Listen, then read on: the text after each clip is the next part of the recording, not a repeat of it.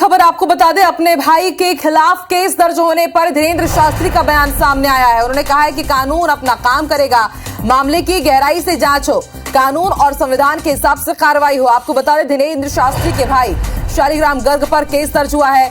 शादी समारोह के दौरान उनका ये वीडियो वायरल हुआ था जिसमें वो कट्टा लहराते हुए नजर आए थे। काफी सियासत भी हुई इस पूरे मामले पर और अब पंडित धीरेन्द्र शास्त्री का बड़ा बयान सामने आया है। उन्होंने कहा है कि जो भी पूरी जांच और कार्रवाई हो वो संविधान और कानून के हिसाब से हो, कानून अपना काम करेगा। सभी को इंतजार था कि आखिर पंडित धीरेन्द्र शास्त्री क्या बोलते हैं कि उनके भाई के ऊपर एफआईआर दर्ज हुई है, कानून अपना काम करेगा। धीरेन्द्र शास्त्री का बड़ा बयान सामने आया है।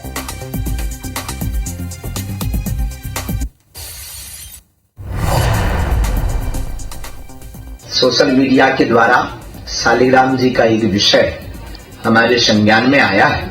देखो, हम गलत के साथ नहीं हैं। कानून निष्पक्षता और पारदर्शिता की गहराई से इसकी जांच करें। हम कतई गलत के साथ नहीं हैं और हर विषय को हमसे ना जोड़ा जाए। जो करेगा सो भरेगा, हम सत्य के साथ हैं। तो जो करेगा वो भरेगा, हम सत्य के साथ है, ये कहना है पंडित धीरेन्द्र शास्त्री का। चलिए आगे बढ़ते हैं। अगली बड़ी खबर महामंडलेश्वर उत्तम स्वामी से जुड़ी हुई। उनका कहना है कि हमारे देश में अन्य देशों से लोगों ने आकर यहां पर धर्म परिवर्तन किया है। भारत हिंदू राष्ट्र नहीं बन सकता क्योंकि 20 से 25 करोड़ मुस्लिम और क्रिश्चियन समाज के लोग भारत में रह रहे हैं। इंदौर शहर में प्रकृति से मित्रता व्याख्यान में शामिल होने आए महामंडलेश्वर उत्तम स्वामी ने बागेश्वर धाम और पंडोखर सरकार को लेकर कहा कि मुझे लगता है कि हमारे सनातन धर्म में चमत्कार होते नहीं हैं, कोई चमत्कार करता नहीं है। हमारे सनातन धर्म के संस्कार ऐसे नहीं हैं। आजकल कई लोग माइंड रीडर के रूप में प्रस्तुत होते हैं, चेहरा देखकर सारी बातें बता देते हैं। ये इसी तरह का मुझे प्रयोग लगता है।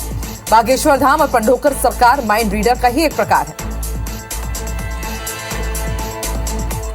हिंदू राष्ट्र कहाँ से बनेगा? संभव ही नहीं। आज 20, 25, 30 करोड़ मुसलमान है, क्रिश्चियन है। खाली बात ये विवाद नहीं होना चाहिए। हम सनातन धर्म में लोग हैं, ये कभी विवाद नहीं करता है। और आज सीएम शिवराज सिंह चौहान बालाघाट जिले के दौरे पर रहेंगे। 667 करोड़ के विकास कार्यों का लोकार्पण करेंगे। मातेगांव के लामता कॉलेज में कार्यक्रम होने जा रहा है और पेसा एक्ट की बुकलेट का भी वो विमोचन करेंगे। आपको बता दें, जल यात्रा के साथ 55 गांव के लोग शामिल होंगे और सिवनी को भी सीएम शिवराज सिंह चौहान आज सौगात देने जा रहे हैं। 246 करोड़ के कार्यों का लोकार्पण, भूमि पूजन होगा। लखनादौन में तेंदुपत्ता का बोनस भी बांटेंगे सीएम शिवराज सिंह चौहान। तो आज बालाघाट और सिवनी जिले के दौरे पर रहेंगे सीएम शिवराज सिंह चौहान। जल यात्रा का भी आगाज होगा जिसमें 55 गांव के लोग शामिल होंगे। सीएम शिवराज सिंह चौहान भी इसमें शामिल होंगे और सिवनी को भी आज करोड़ों की सौगात मिलने जा रही है। और बताया जा रहा है कि लखनादौन में तेंदुपत्ता संग्राहकों के सम्मेलन में शामिल होंगे।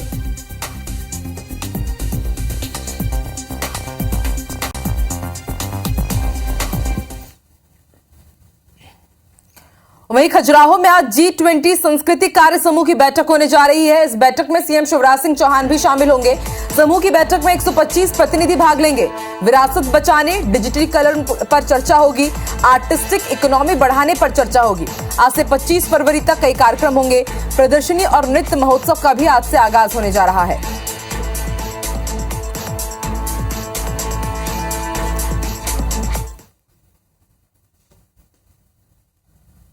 और अब बात करेंगे सीएम शिवराज सिंह चौहान की लाडली बहना योजना की। लाडली बहना योजना के लिए 5 मार्च से अब आवेदन किया जा सकेगा। महिलाओं को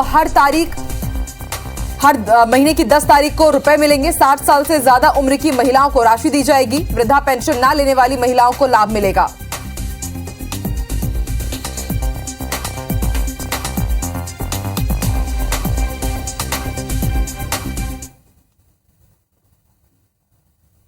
और एक अच्छी खबर आपको मध्य प्रदेश से जुड़ी हुई बता दें, पीएम मातृवंदन योजना में मध्य प्रदेश ने पहला स्थान हासिल किया है।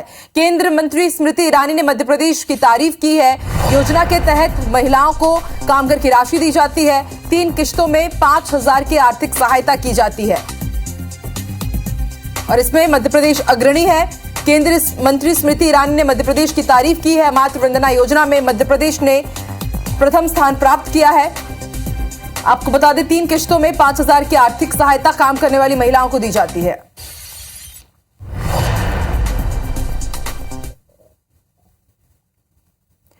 बड़ी खबर आपको भोपाल से बता दें, विधानसभा अध्यक्ष गिरीश गौतम का सीएम शिवराज सिंह चौहान ने हालचाल जाना है।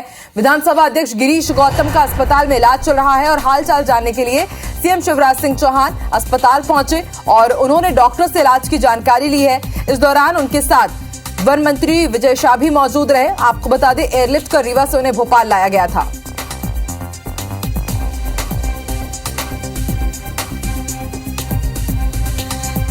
ये तस्वीरें हम आपको दिखा रहे हैं। विधानसभा अध्यक्ष गिरीश गौतम अस्पताल में भर्ती हैं। सीएम शिवराज सिंह चौहान उनका हालचाल जानने के लिए पहुंचे और इस दौरान उनके साथ वन मंत्री विजय शाह भी मौजूद रहे।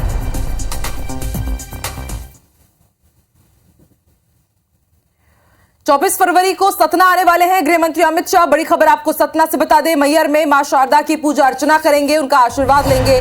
कोल जनजाति महाकुंभ में अमित शाह शामिल होंगे। शबरी माता जयंती के मौके पर भव्य कार्यक्रम होने जा रहा है और केंद्रीय मंत्री अमित शाह इसमें मुख्य अतिथि के तौर में शामिल होंगे। सभा को संबोधित भी करेंगे।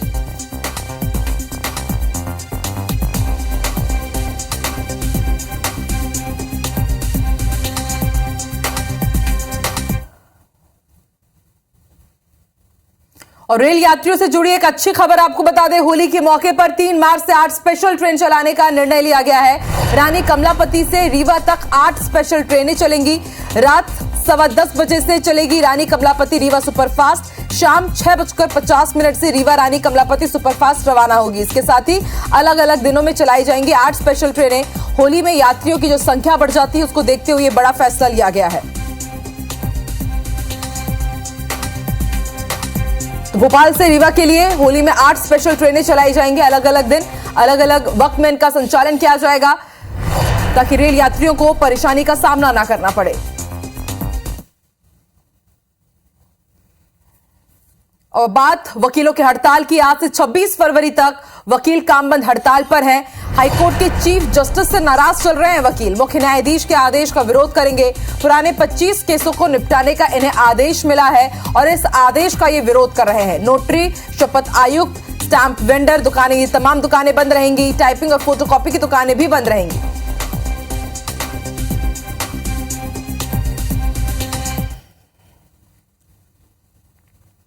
छिंदवाड़ा में पीसीसी चीफ कमलनाथ कार्यकर्ता सम्मेलन में शामिल हुए। इस दौरान कमलनाथ ने कांग्रेस कार्यकर्ताओं को संबोधित किया और कहा कि चुनाव जीतने वाले मंच के सामने आप बैठे हैं और पूरी जिम्मेदारी उन्हीं के कंधों पर है।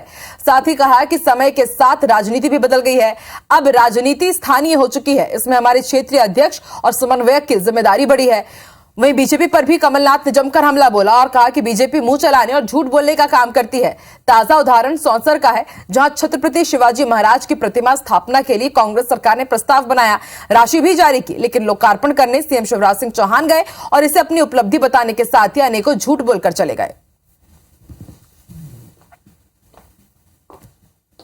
सड़क हमने सैंक्शन करी, हमने पैसा भिजवाया और उद्घाटन करने वाले बीजेपी पहुंच गए। ये तो कल सौंसर में किया, परसों शिवराज सिंह जी ने मूर्ति मैंने सैंक्शन करी, मैंने पैसा बनाया और लोकार्पण करने शिवराज जी पहुंच गए। ये इनकी आदत है। बच्चा किसी कहीं होता है, मिठाई ये बांटते हैं। गृहमंत्री नरोत्तम मिश्रा ने विकास यात्रा के 17वें दिन दतिया विधानसभा क्षेत्र का दौरा किया। गृहमंत्री दतिया के ग्राम भदुमरा, महेवा और मुरेरा सहित तकरीबन आधा दर्जन से ज्यादा ग्रामीण इलाकों में पहुंचे, जो ग्राम महेवा वासियों ने 1 टन वजनी पुष्पमाला पहनाकर नरोत्तम मिश्रा का स्वागत किया। बता दें कि माला पहनाने के लिए 3 जेसीबी मशीन का उपयोग किया गया। गृहमंत्री ने इन गाँव में करोड़ों रुपए के विकास कार्यों की सौगात दी। जल संकट से जूझ रहे इन गाँव में नल जल योजना के अंतर्गत पानी की व्यवस्था की। इसलिए प्रधानमंत्री ने तय किया, प्रधानमंत्री आवास योजना के तहत शौचालय भी बनवाएंगे, घर भी बनवाएंगे, मजदूरी के भी देंगे। 1.5 लाख से ऊपर अलग अलग मद में रुपया हम गरीब के घर में पहुंचाएंगे। मध्य प्रदेश में बीजेपी की विकास यात्रा जारी है, लेकिन प्रदेश के अलग अलग हिस्सों में बीजेपी की विकास यात्रा को स्थानीय समस्याओं को लेकर विरोध का सामना करना पड़ रहा है। छतरपुर में ग्राम पंचायत हरिद्वार में 1.5 महीने से गांव में बिजली न होने को लेकर ग्रामीणों का गुस्सा फूट पड़ा और विकास यात्रा में पहुंचे बीजेपी नेताओं के खिलाफ जमकर नारेबाजी हुई। इसके बाद मौके पर मौजूद प्रशासनिक अफसरों ने बिजली विभाग के अफसरों को बिजली बहाल करने के निर्देश दिए। वहीं झाबुआ के ढाढनिया गांव में 3 से 4 महीने से राशन न मिलने को लेकर नाराजगी जाहिर की गई, जिसके बाद भाजपा के प्रदेश अनुसूचित जनजाति मोर्चा के प्रदेश अध्यक्ष कल सिंह भाबर ने संबंधित अफसरों से जल्द राशन वितरण कराने का आश्वासन दिया। साथ ही आदर्श महिला बहुउद्देश्य सहकारी संस्था मर्यादित के सेल्समैन पर जांच के बाद कार्रवाई की बात कही।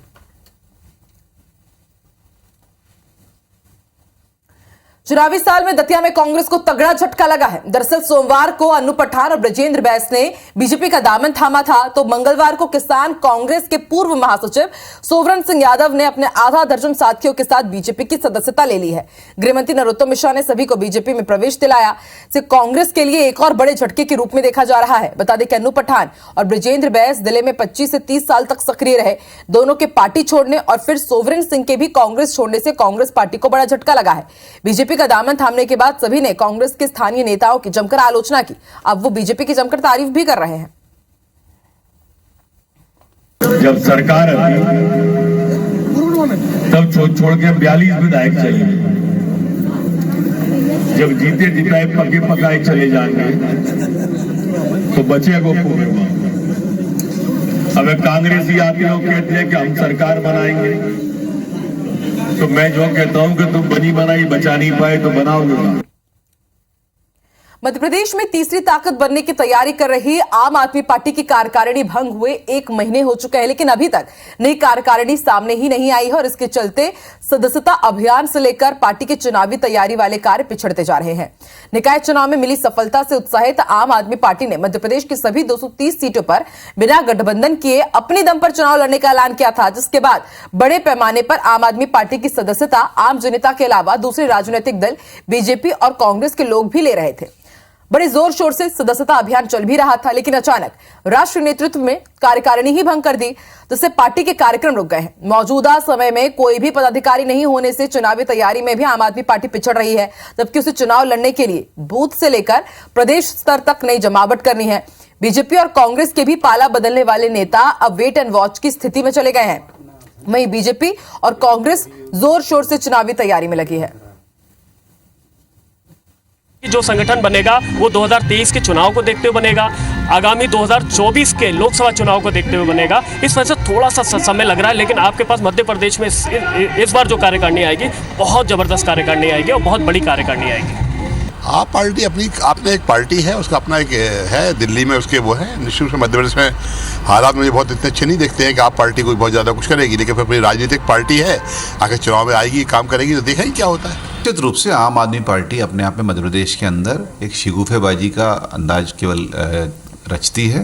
पूरी तरीके से उनकी कार्यकारिणी पहले भंग हो चुकी है, उसके कार्यकर्ता अपने आप में गायब हो चुके हैं और अब वो इस बात का इंतजार करती है यदि कि उसको भारतीय जनता पार्टी या पहले से ही खत्म हो चुकी कांग्रेस के कोई टूटे टाटे कार्यकर्ता मिल जाए और उसके भरोसे वो अपनी सरकार चला ले, सरकार बना ले और पार्टी चला ले, तो ये उसके केवल सपना देखने वाली बात है।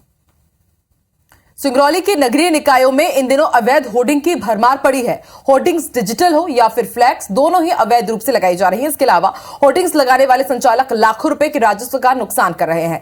यह सुरक्षित होर्डिंग कभी भी लोगों को नुकसान पहुंचा सकते हैं।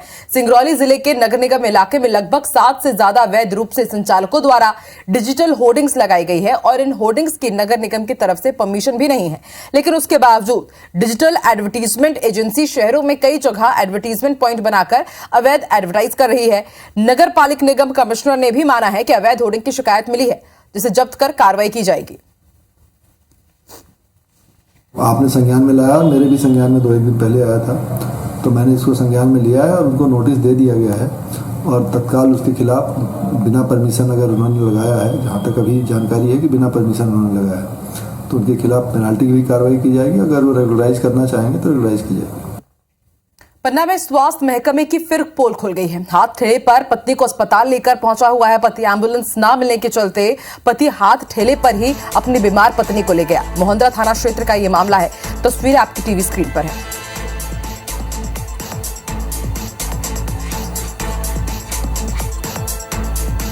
तस्वीरें हम आपको दिखा रहे हैं। आप देख सकते हैं किस तरह से हाथ ठेले पर एक बीमार पत्नी है और उन्हें ढोते हुए उनके पति आपको नजर आ रहे हैं। बताया जा रहा है कि एम्बुलेंस नहीं मिली।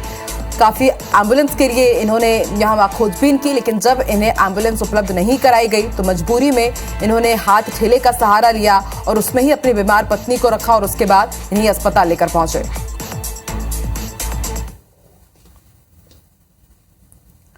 आगे बढ़ते हैं, कटनी का रुख कर लेते हैं। बड़ी खबर आपको बता दें, इलेक्ट्रॉनिक दुकान में भीषण आग का मामला सामने आया है और आग ने देखते ही देखते विकराल रूप ले लिया था। स्थानीय लोगों ने कड़ी मशक्कत के बाद आग पर काबू पाया। दुकान में रखे लाखों रुपए का सामान जलकर खाक हो गया है। तस्वीरें देर रात की हम आपको दिखा रहे हैं। कटनी से बड़ी खबर, लाखों रुपए का सामान जलकर खाक हो गया। बताया जा रहा है कि देखते ही देखते आग काफी भीषण यहां पर हो गई थी। कड़ी मशक्कत के बाद आग पर काबू पाया गया।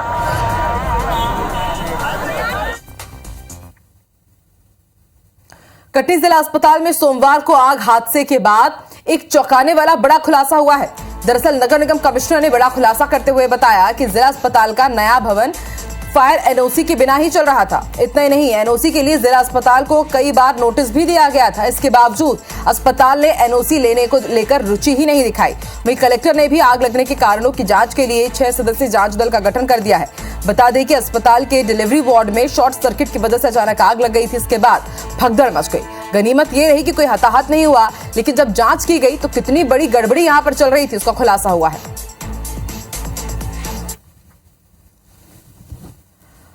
और खरगोन से आपको बड़ी खबर बता दें, कांग्रेस नेता नरेंद्र शर्मा को 4 साल की सजा का ऐलान किया गया है। कोर्ट ने नरेंद्र शर्मा पर 1.5 लाख रुपए का जुर्माना भी लगाया है।